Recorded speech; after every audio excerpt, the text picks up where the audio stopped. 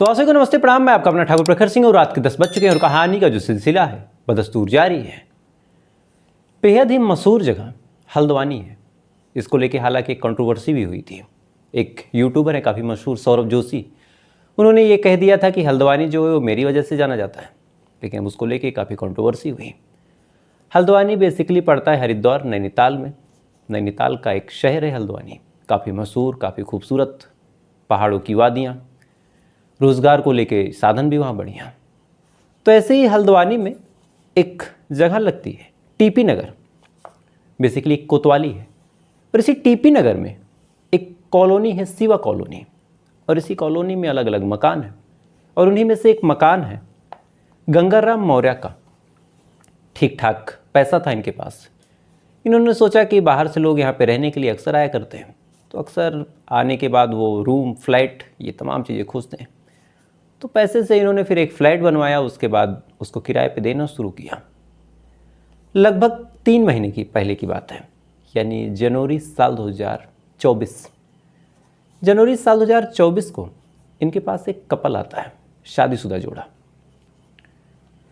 वो शख्स अपना नाम, अपना परिचय बताता है, कहता है कि मेरा नाम सौरभ राज है, साथ ही ये मेरी पत्नी है जिसका नाम आस्था है, और 2 मेरी ये बच्चियाँ हैं। हम दोनों शादीशुदा हैं और नौकरी और रोज़गार के सिलसिले में हम यहाँ आए हैं और हमें यहाँ पे अपना एक कमरा अगर मिल जाए तो ठीक रहेगा, ताकि रोज़ी रोटी कमाने के लिए मैं बाहर इत्मीनान से रह सकूँ, एक छत मिल जाएगा। अब गंगाराम मौर्य जी जब ये चीज़ सुनते हैं, उन्हें भी लगता है कि चलो एक फैमिली आई है तो कोई दिक्कत नहीं है। उन्होंने उस फैमिली को किराए पे वो कमरा दे दिया। अब अक्सर एक चीज़ होती कि किराए पे वो कमरा जब दिया तो देने के बाद जो सौरभ राज था वो बाहर रहता, महीने में 1-2 बार कभी कभार आ जाता। उसकी बीवी, उसकी बिटिया उसी फ्लैट पे रहती। हाँ, जो भाड़ा किराया था वो टाइम से मिल जाया करता। तो जब किराया भाड़ा गंगाराम मौर्य को टाइम से मिलने लगा तो उन्हें भी बहुत मतलब नहीं था। वक्त गुजरता रहा, 3 महीने गुजर गए। 3 महीने गुजरने के बाद जब अप्रैल का महीना आता है तो 8 तारीख को, 8 अप्रैल साल 2024 को, जो सौरभ राज है अपने पूरे काम को निपटा के फिर से आता है। 8 तारीख को आता है, आने के बाद सुबह सुबह 9 तारीख को अपने दोनों बेटियों के साथ चला जाता है। अब 8 तारीख को आया, आने के बाद 9 तारीख को चला गया। ना ही इस बार उसने किराया दिया, ना ही मकान मालिक से उसने कोई बात की। मकान मालिक ने आते हुए भी देखा और जाते हुए भी देखा, तो एक तो किराया भाड़ा नहीं दिया, और दूसरी सबसे हैरान करने वाली चीज़ जो मकान मालिक को लगी कि दोनों बेटियों को तो लेके गया लेकिन बीवी को नहीं लेके गया। खैर, अब उसे लगा कि इनके घर का मैटर, उसमें मैं क्या बोलूँ। मकान मालिक ने इग्नोर कर दिया, बात आई गई हो गई। 9 तारीख बीत जाता है। अब 9 तारीख बीत जाता है, उसके बाद 10 तारीख आता है। 10 तारीख को अब जो गंगाराम मौर्य हैं उन्हें रहा नहीं गया। पहला तो किराया नहीं मिला था, दूसरा कि दोनों बेटियां चली गई और जो सौरभ राज है तब से लौट के आया नहीं। और सबसे हैरान करने वाली चीज़ की जो आस्था है अभी तक बाहर नहीं दिखी एक को बार। तो फिर उसने फ़ोन किया कि आस्था कहाँ है, फ़ोन लगा नहीं। अब जब फ़ोन नहीं लगा तो थोड़ा सा और परेशान हुआ गंगाराम मौर्य। उसने सोचा कि एक बार चल के देखते हैं। इसके बाद गंगाराम मौर्य वहाँ पे आता है। आने के बाद जैसे ही अपने फ्लैट, अपने उस कमरे के बाहर खड़ा होता है, अंदर से एक हल्की हल्की बदबू सुनाई देती है। अब जैसे ही एक बदबू आई, फ़ौरन ये परेशान, चूँकि अब तक उसने आस्था को बाहर जाते हुए देखा नहीं था। उसे पूरा यकीन था कि आस्था उस फ्लैट के अंदर है, साथ ही बदबू आ रही है और जो दरवाज़ा है वो बाहर से बंद है। तो ये तमाम चीज़ें अब उसे परेशान करने लगी। इसी दौरान जब उसने फ्लैट बनवाया था तो उसने एक ऐसा जुगाड़ रखा था कि सीढ़ी के पास से एक झरोखा था और उस झरोखे से अंदर दिखाई दे सकता था। इसके बाद वो फिर उस सीढ़ी पे जाता है। जाने के बाद वहाँ से जैसे ही अंदर झांकता है, झांकने के बाद देखता है कि अंदर आस्था फर्श पे पड़ी हुई है, ना हिल रही है ना डुल रही है, और उसका पूरा जिस्म एकदम काला पड़ चुका है। इतना देखना हुआ, फ़ौरन बदहवास गंगाराम मौर्य बाहर भागता है। भागने के बाद कोतवाली में फ़ोन करता है। जो वहाँ के कोतवाल हैं उमेश मलिक अपनी टीम के साथ उस जगह पे आते हैं। आने के बाद उस दरवाजे को तोड़ा जाता है। तोड़ने के बाद फिर अंदर से उस 27 साल की लड़की आस्था की लाश मिलती है। लाश बुरी तरह सड़ चुकी थी और लगभग उसमें कीड़े पड़ चुके थे और उसी लाश की बदबू पूरे फ्लैट में फैल रही थी। फ़ौरन अफरा तफरी का माहौल होता है। बॉडी को कब्जे में लेने के बाद पुलिस वाले पोस्टमार्टम के लिए भेजते हैं। इसके बाद अब गंगाराम मौर्य से पूछते हैं कि यहाँ पे कौन रहता था, ये किसके साथ रहती थी। ये सवाल जब पूछा गया तो फिर गंगाराम मौर्य ने पूरी कहानी बताई कि जनवरी महीने में 4 लोग आए थे, 2 बेटियां थी, एक ये महिला थी, इसके साथ इसका एक पति था जिसका नाम था सौरभ राज, और उसी ने फिर यहाँ कुछ किया होगा चूँकि वही इस हिसाब से भागा था। अब चूँकि जब गंगाराम मौर्य ने अपना पूरा बयान दिया और बताया कि 2 दिन पहले वो आया था, 1 दिन पहले सुबह सुबह अपनी बेटियों के साथ निकल गया, उसके बाद से मैंने आस्था को बाहर निकलते देखा नहीं, तो कहीं ना कहीं पुलिस वालों के जो शक की सुई थी वो उस शख्स जिसका नाम था सौरभ राज, जो आस्था का पति था, उसके इर्द गिर्द घूम गया। अब जब शक की सुई घूमी तो घूमने के बाद पहले तो ये पता करना था कि ये आया कहाँ से था। इसके बारे में मकान मालिक से पूछा गया। तो जब मकान मालिक से पूछा गया तो मकान मालिक ने बताया कि ये रुद्रपुर से आया था। उसके बाद पुलिस की एक टीम रुद्रपुर जाती है। जाने के बाद वहाँ पता करती है तो पता चलता है कि हाँ, यहाँ का रहने वाला सौरभ राज तो है, उसकी बीवी का नाम आस्था भी है, उसकी 2 बेटियाँ भी हैं, लेकिन यहाँ अभी तक आया नहीं एक को बार। अब ये शब्द जब पुलिस वाले सुनते हैं, सुनने के बाद एक दूसरा काम करते हैं। उन्होंने उस गांव में जहाँ का ये रहने वाला था वहाँ जाके ये पता करते हैं कि सौरभ राज का मोबाइल नंबर क्या है और क्या उस नंबर से उसका पता लगाया जा सकता है। पुलिस वाले इसी उम्मीद में सौरभ राज का मोबाइल नंबर लेते हैं। लेने के बाद जब उसकी लोकेशन निकालते हैं तो निकालने के बाद एक बड़ी हैरान करने वाली चीज़ पता चली। दरअसल उसका जो मोबाइल फ़ोन था वो एक कीपैड फ़ोन था। इस वजह से जो सौरभ राज था बार बार सिम निकाल दे रहा था, तो लोकेशन कभी कहीं और निकले कभी कहीं और निकले। बैटरी भी निकाल दे रहा था, इस वजह से फ़ोन कम्प्लीटली डेड हो जा रहा था। तो टेक्निकल टीम के लिए काफ़ी मुश्किल, क्योंकि अगर बैटरी लगी होती, सप्लाई होता फ़ोन में, कहीं ना कहीं थोड़ा बहुत सिग्नल, GPS, ये तमाम चीज़ें काम करती रहती। लेकिन एक कीपैड फ़ोन में आप बैटरी निकाल दीजिए तो महज एक डिब्बा है वो, उससे आप कुछ कर नहीं सकते। तो जो टीम आपको ट्रैक कर रही है, जो टीम आपको ट्रेस कर रही है, उसके लिए भी मुश्किल है। बहरहाल पुलिस वाले अब सौरभ राज की तलाश करना शुरू करते हैं और उसकी पहली लोकेशन मिलती है बरेली। अब जब लोकेशन बरेली मिली तो पुलिस की एक टीम भाग के बरेली जाती है। बरेली में छानती है, पता चला कि यहाँ से वो निकल चुका है। फिर पुलिस वाले परेशान। इसी बीच एक दूसरी लोकेशन निकली, पता चला ये लोकेशन अयोध्या की है। पुलिस वालों को लगा कि चलो अयोध्या चल के देख लेते हैं, हो सकता है अयोध्या में कुछ दिन वो रुके, वहाँ हम उसे गिरफ्तार कर लें। पुलिस वालों की एक टीम भाग के अयोध्या आती है, लेकिन इससे पहले कि अयोध्या में वो गिरफ्तार होता, इससे पहले कि वो पकड़ा जाता, वो अयोध्या से भी निकल चुका था। उसके बाद फिर उसकी लोकेशन कुछ दिन बाद मिलती आगरा में। अब आगरा में जब उसकी लोकेशन निकली, पुलिस वाले भाग के आगरा गए, पता चला कि वहाँ से भी वो गायब। अलग अलग ज़िलों में पुलिस की टीम दबिश डालती रही, अलग अलग ज़िलों में उसके पीछे पुलिस पड़ती रही, लेकिन इससे पहले कि पुलिस पहुंच पाती, इससे पहले कि गिरफ्तार कर पाती, जो सौरभ राज था वहाँ से फरार हो जाता। फरार होने के बाद फिर इधर उधर भटकता रहता, पुलिस वाले उसके पीछे पड़े रहते। लगभग महीनों गुजरने को हो गए, पूरा अप्रैल महीना गुजर गया। इधर ये बात जब आस्था के माँ बाप को पता चली, वो बेचारे भागे भागे आए। आने के बाद उन्होंने कंप्लेन दर्ज करवाई, FIR की अपने दामाद सौरभ राज के खिलाफ, तफ्तीश की, हर संभव मदद की, लेकिन कहीं से भी कुछ हाथ नहीं आया। इसी बीच जब महीनों गुजर गए, पुलिस वालों के हाथ खाली थे। इधर ये मामला सोशल मीडिया से लेकर तमाम अलग अलग जगहों पर ट्रोल होने लगा, तूल पकड़ने लगा। तो फिर पुलिस वालों ने कहा कि अगर अब पकड़ नहीं पाए तो बड़ी बेइज्जती है, और दूसरी बात ये है कि एक साधारण से इंसान इस हिसाब से हमें छका कैसे सकता है। तो ये बात भी थोड़ा सा ईगो हर्ट करने वाली थी। लिहाजा पुलिस वालों ने भी एक दूसरा काम किया।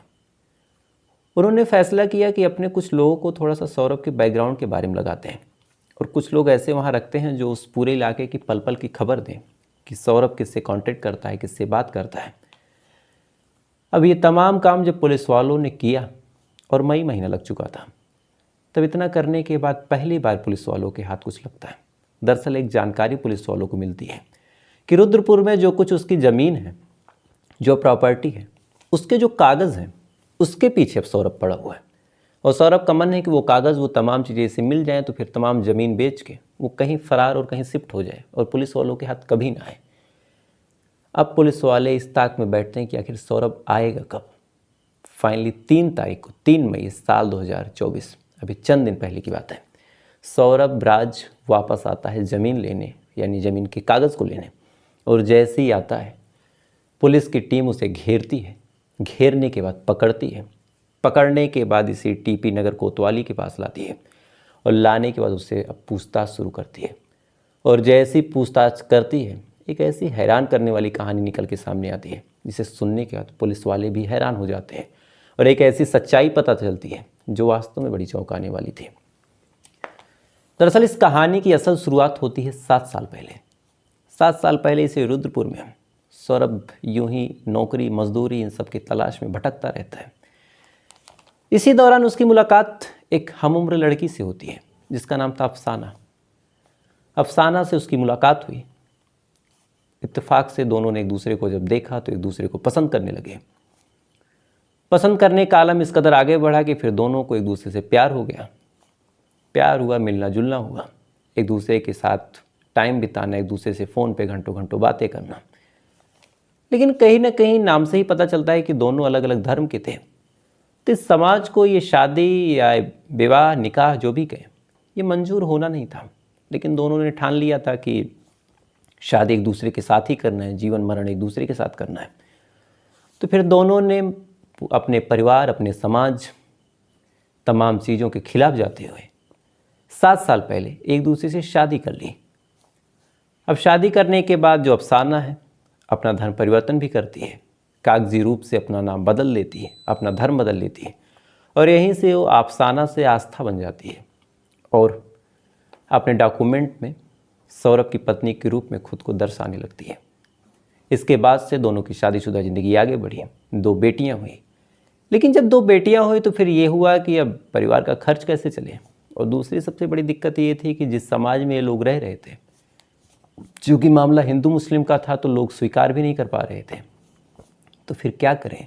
तो इन्हें लगा कि कहीं और चलते हैं और कहीं और चल के फिर नौकरी, रोज़गार, ये तमाम चीज़ें करते हैं।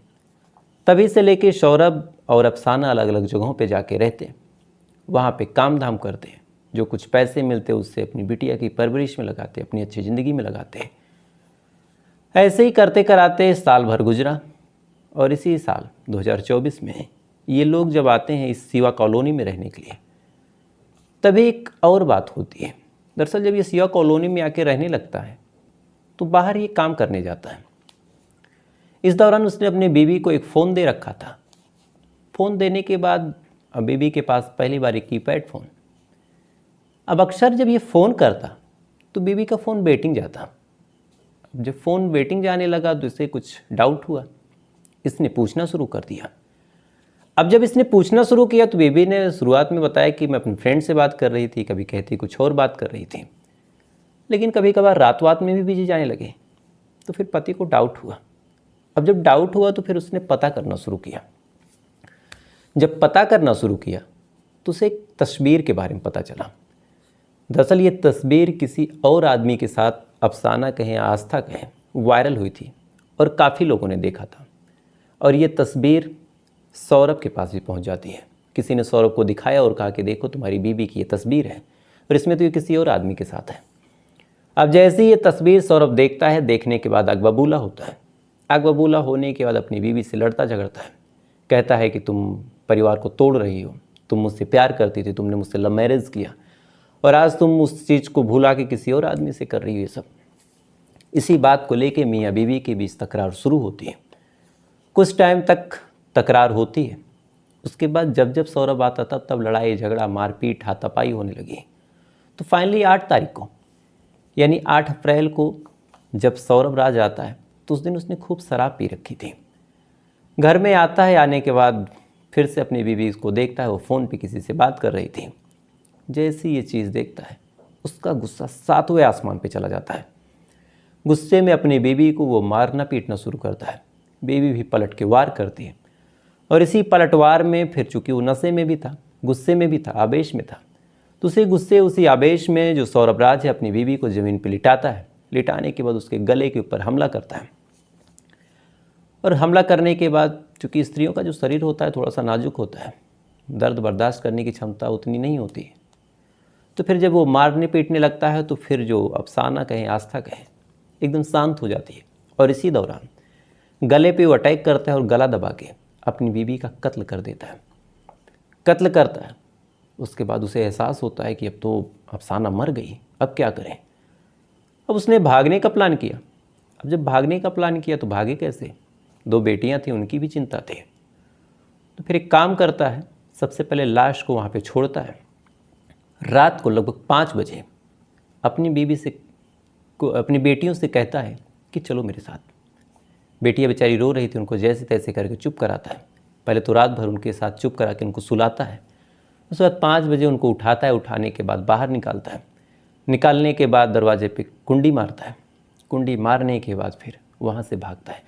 लेकिन ठीक उसी टाइम पे चूँकि 5 बजे जो गंगाराम मौर्य थे उठ के अक्सर मॉर्निंग वॉक किया करते थे, तब उन्होंने भागते हुए इसे देखा और बड़ा अजीब लगा। लेकिन उन्हें सुबह सुबह टोकना मुनासिब नहीं समझा।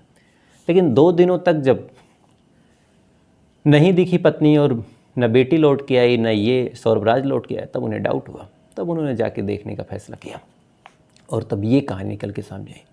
तो अगर आप इस कहानी को ध्यान से समझें तो पहले दोनों एक दूसरे के साथ शादी करते हैं। उसके बाद फिर शादी के 7 साल बाद दोनों अपनी अपनी राह अलग करते हैं। पति को धोखा मिलता है, उसने गुस्से में कत्ल किया, पत्नी मर गई, पति जेल चला जाएगा और 2 छोटी छोटी बेटी। अगर शादी के 7 साल हुए होंगे तो बामुश्किल अगर उम्र होगी, सबसे बड़ी बेटी की बात करें तो 5 से 6 साल होगी सबसे ज़्यादा। अब उन दोनों बच्चियों को कौन पालेगा, कौन पोसेगा, इसके बारे में अब चर्चा का विषय है। तो फिलहाल ये थी पूरी कहानी। और अगर कहानी अच्छी लगी हो तो वीडियो को लाइक करके चैनल को सब्सक्राइब जरूर कर लीजिएगा, अपनी राय कमेंट कीजिएगा। तो आपसे कल फिर मुलाकात होगी किसी दूसरी कहानी के साथ। तब तक अच्छी रहिए, खुश रहिए, अपना ख्याल रखिए, अपने देश का ख्याल रखिए। जय हिंद, वंदे मातरम।